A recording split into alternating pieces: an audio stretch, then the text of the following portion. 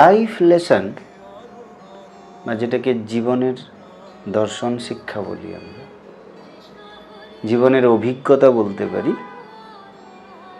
এটা কেবল বই পড়ে আসে না। এই শিক্ষাটা আমাদের উচিত পারিপার্শ্বিক থেকে নেওয়া।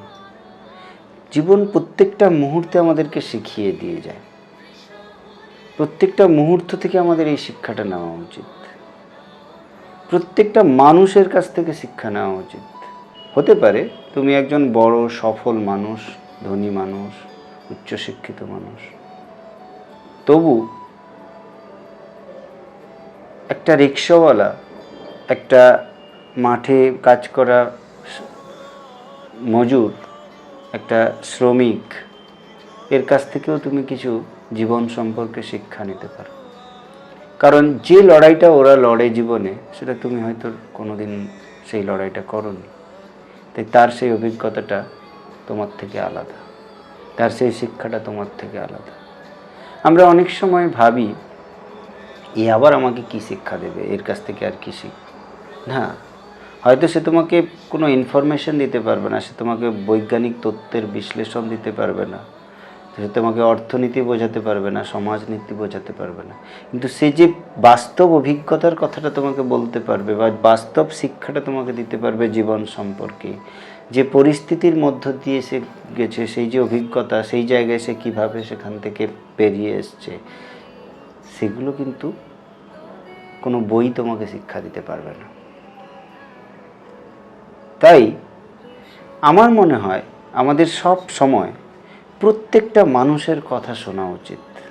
আমাদের চারিপাশে যাদের সঙ্গে আমরা উঠি, বসি, কথা বলি, ইভেন আমরা যখন একটা রিক্সায় করে কিছু দূর যাচ্ছি, সেই রিক্সা ড্রাইভারের সঙ্গে আমাদের কিছুক্ষণ গল্প করা উচিত। তার জীবন থেকে যদি কিছু আমরা শিক্ষা পাই, কিছু যদি তার কাছ থেকে এমন কিছু ধারণা বা অভিজ্ঞতা শুনতে পাই যেটা আমরা কোনোদিন শুনিনি, ভাবিনি, হতেই পারে, এবং সেই ধারণাটা আমাদের কাছে অন্যরকম একটা কিছু খুলে দিতে পারে, আমাদের মধ্যে অন্য কিছু একটা অভিজ্ঞতার সঞ্চার করে দিতে পারে, শিক্ষা দিতে পারে। কথায় বলে না, পিঁপড়ার কাছ থেকেও শিক্ষা লাভ করা যায়। তাই মানুষ যত ক্ষুদ্র হোক না কেন, তার সঙ্গে কথা বলা উচিত, তার সঙ্গে মেশা উচিত, তার কাছ থেকেও কিছু না কিছু নেওয়া যেতে পারে। এবং সবচেয়ে বড় ব্যাপার হলো, মজার ব্যাপার হলো, এই ছোট ছোট শিক্ষাগুলোই আমাদের জীবনকে অনেকটা পূর্ণতা দেয়। আমরা আমাদের জীবনের পরিস্থিতিগুলোর সঙ্গে যখন লড়াই করি, তখন সেই শিক্ষাগুলো আমাদেরকে অনেকভাবে হেল্প করে, অনেক বাস্তব বুদ্ধি যোগায়, অনেক অভিজ্ঞতার কথা মনে করিয়ে দেয়। এটা উচিত।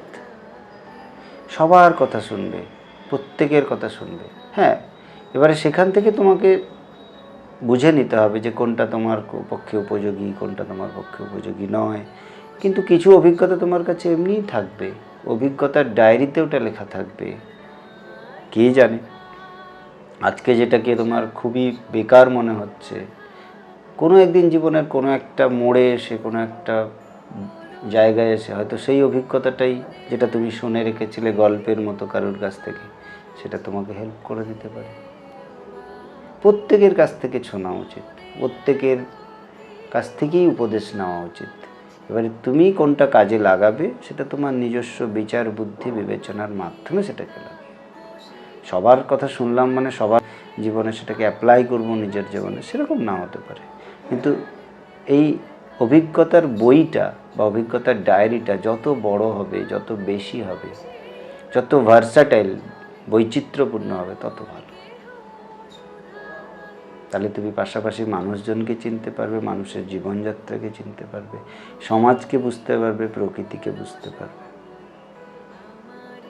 থাকবে, প্রতিটা মানুষের কথা শুনতে থাকো, প্রত্যেকটা মানুষের সঙ্গে ইন্টারঅ্যাক্ট করো। তাতে কোনো বাধা নেই, তাতে তোমার কোনো দিন জাতপাত চলে যাবে না, তাতে কোনো দিন তোমার সামাজিক মূল্য নষ্ট হয়ে যাবে না।